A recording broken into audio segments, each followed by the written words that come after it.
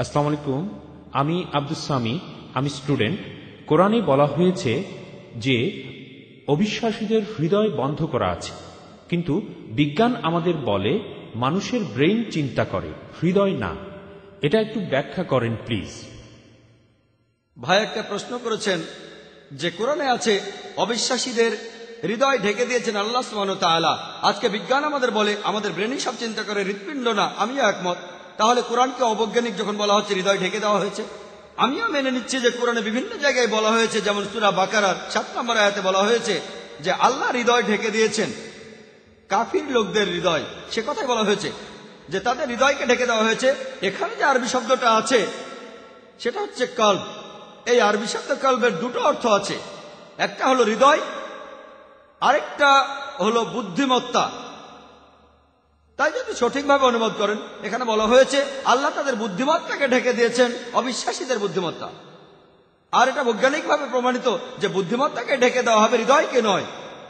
তবে একজন শ্রোতা আমাকে প্রশ্ন করেছিল, ভাই জাকির, আমি মেনে নিলাম যে কলব মানে হৃদয় আর বুদ্ধিমত্তাও হতে পারে, কিন্তু একটা আয়াতে বলা হয়েছে যে বুকের পেছনে হৃদয় থাকে। তাহলে এখানে আপনি কি উত্তর দেবেন? সেই লোক কোরআনের একটা আয়াত বলেছিল, সূরা হাজের ৪৬ নম্বর আয়াতে উল্লেখ করা আছে, বলা হয়েছে যে চক্ষু তো অন্ধ নয়, বরং তাহাদের বক্ষের পশ্চাতে যে হৃদয় রহিয়াছে উহাই অন্ধ। তাহলে কোরআন বলছে যে চোখ আসলে অন্ধ নয়, তাহাদের বুকের ভেতরে যে হৃদয় আছে সেটাই অন্ধ। বিজ্ঞান আমাদের বলে যে চোখ দেখতে পারে, হৃদয় দেখতে পারে না। তাহলে কি এই আয়াতটা অবৈজ্ঞানিক? এখানে তো অনুবাদটা হৃদয়ই হবে, বুদ্ধিমত্তা হবে না। তখন তাকে বললাম, আমি মানছি যে শব্দটার আসলে দুটো অর্থ আছে, তবে বুক শব্দটার জন্য যে আরবি ব্যবহার করা হয়েছে সেটা সদর। সদর শব্দটার আবার দুটো অর্থ আছে, একটা হলো বুক, আরেকটা হলো কেন্দ্র। দেখেন যেভাবে আমরা হেড অফ ইনস্টিটিউশনকে বলি সদর অফ দ্য ইনস্টিটিউশন, অর্থাৎ এটা কেন্দ্র। আপনারা পাকিস্তানে দেখবেন, ইন্ডিয়াতে বলা হয় কেন্দ্র, পাকিস্তানে বলে সদর, অমুক জিনিসের সদর, তমুক জিনিসের সদর। পাকিস্তানে বলা হয় সদর আর ইন্ডিয়াতে বলা হয় কেন্দ্র। সদরের আরেকটা অর্থ কেন্দ্র। তাহলে সঠিক অনুবাদটা হলো বস্তুত চক্ষু অন্ধ নয়, বরঞ্চ তাহাদের বুদ্ধিমত্তা যাহা রহিয়াছে কেন্দ্রে, বুদ্ধিমত্তাই অন্ধ।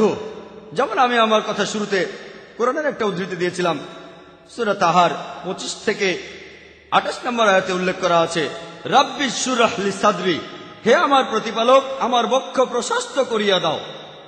রাব্বি শুরহ লি সাদরি ওয়া ইয়াসির লি আমরি ওয়াহলুল উকদাতাম মিন লিসানি ইয়াফকাহু কাওলি।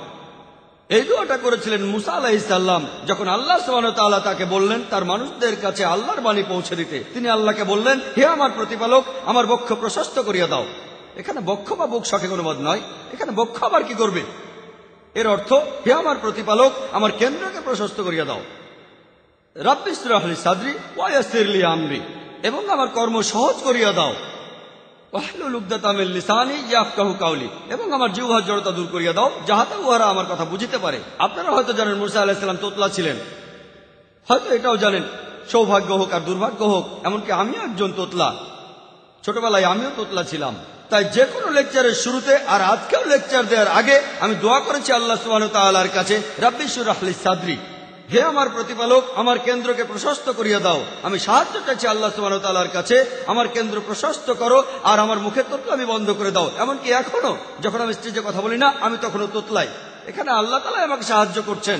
রাব্বি ইশরাহ লি সাদরি, হে আমার প্রতিপালক আমার কেন্দ্রকে প্রশস্ত করিয়া দাও, আমার কর্ম সহজ করিয়া দাও, আমার জিহ্বার জড়তা দূর করিয়া দাও, আমার শ্রোতাদের সাথে আমার, যাতে তারা আমাকে বুঝতে পারে।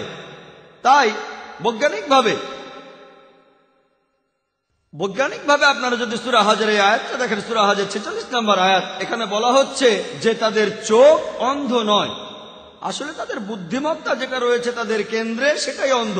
কারণ তারা অন্ধ নয়, অবিশ্বাসীরা দেখতে পায়। তাদের অন্ধ বলাটা অবৈজ্ঞানিক। পবিত্র কোরআনের সূরা বাকারার 18 নম্বর আয়াতে উল্লেখ করা হয়েছে, বলা হয়েছে যে তারা বধির, মুখ ও অন্ধ, সুতরাং তারা নির্দেশিত পথে ফিরিবে না।